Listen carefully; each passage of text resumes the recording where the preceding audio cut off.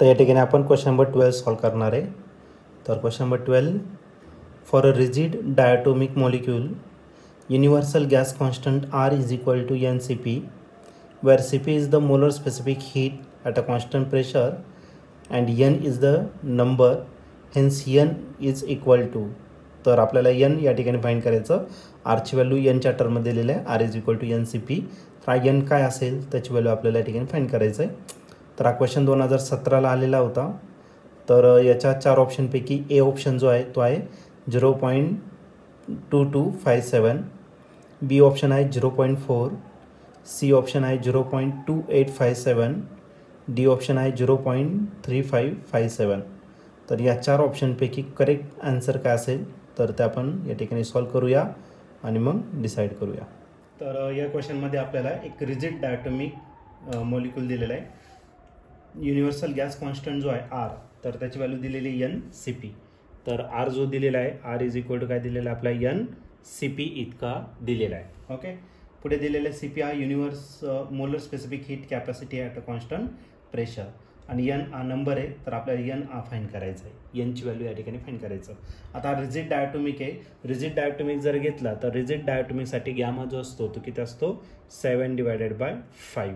Okay, ती गॅमाची value झाली specific heat ratio झाला. ओके, आता स्पेसिफिक हीट रेशो जर घेतला तर तो असतो आपला CP/ काय CV आणि तो असेल किती 7/5. गॅमाच्या जागी आपण गॅमाची व्हॅल्यू पुट केली CP/CV. एक काम करू, याच्यात आपल्याला CP फाइंड करायचा आहे. मग CV ची व्हॅल्यू फाइंड करून घेऊ, CV कडे घेऊन टाकू आणि या टर्मला इकडे ट्रान्सफर करू. मग CV इज इक्वल टू आपल्याला काय भेटेल 5/7 दॅट ऑफ द CP. पण आपल्याला CV नाहीचे, पूर्ण इक्वेशनमध्ये CV नाहीचे आपल्याला. ठीक आहे, तर CV जर नाही आहे तर आपण एक मेयर्स रिलेशन यूज करू शकतो आणि मेयर्स रिलेशन जर घेतलं तर CP - CV is equal to आपल्याला काय भेटेल तर R भेटेल. कारण की हे जर इक्वेशन बघितलं तर आपल्याला R आणि CPच दिलेलं आहे. मग याला CV ला आपल्याला रिप्लेस करावं लागेल. CP ॲज इट ठेवू, CV ला CV ची व्हॅल्यू टाकून देऊ आणि ती किती तर 5/7 CP इज इक्वल टू काय आला R. याला आपण काय करणार आहे क्रॉस मल्टिप्लाय करणार आहे. म्हणजे काय भेटेल आपल्याला 7CP - 5CP डिवायडेड काय आहे तर आपला 7 इज इक्वल टू करायला R. 7CP - 5CP किती भेटेल आपल्याला 2CP डिवायडेड बाय काय झाला 7 इज इक्वल टू काय आला R. आता या इक्वेशनला जर आपण कम्पेअर केलं याच्यासोबत, ओके, इक्वेशन नंबर 2 म्हणू आपण त्याला. बाय कम्पेअरिंग इक्वेशन 1 and 2 किंवा फ्रॉम इक्वेशन 1 and 2 म्हणू आपण. इथे पण R आहे, इथे पण R आहे, म्हणजे दोन्ही R सेम आहे. याचा अर्थ काय NCP हा असेल आपला किती तर 2/7 CP. RR ला कम्पेअर केलं तर हे इक्वेशन आपलं या दोघांना आपण कम्पेअर केलं. CP आणि CP काय आला कॅन्सल. मग N ची जी व्हॅल्यू आहे ती किती भेटते तर आपल्याला 2/7. पण ऑप्शन आपल्याला पॉईंटमध्ये दिलेलं आहे, याला सॉल्व केलेलं आहे. तर 7 ने याला काय करू आपण डिवायडेड करू. पहिले 0.20 झाला, 7 2 जा की झाला 14 झाला. ओके, तर 20 - 14 जर गेला तर तो असेल 6.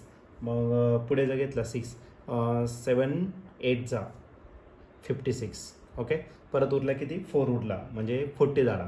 7 5 जागी झाला 35, परत 5 उरला 7 म्हणजे 50 झाला. 7 7 जा 49. मग आपलं जे आन्सर आहे तर ते आपण 4 डिजिटपर्यंतच काढू. आणखीन पुढे डिजिट येणार आहे पण बस झालं एवढं. तर आपलं जे आन्सर आहे ते 0.2857. आणि या ठिकाणी जर तुम्ही ऑप्शन जर चेक केलं तर ऑप्शन नंबर C जो आहे तो या ठिकाणी आपला एकदम करेक्टली मॅच होतोय. मग ऑप्शन C या क्वेश्चनचा काय असणार आहे आन्सर असेल, म्हणजेच आपला आन्सर असेल 0.2857.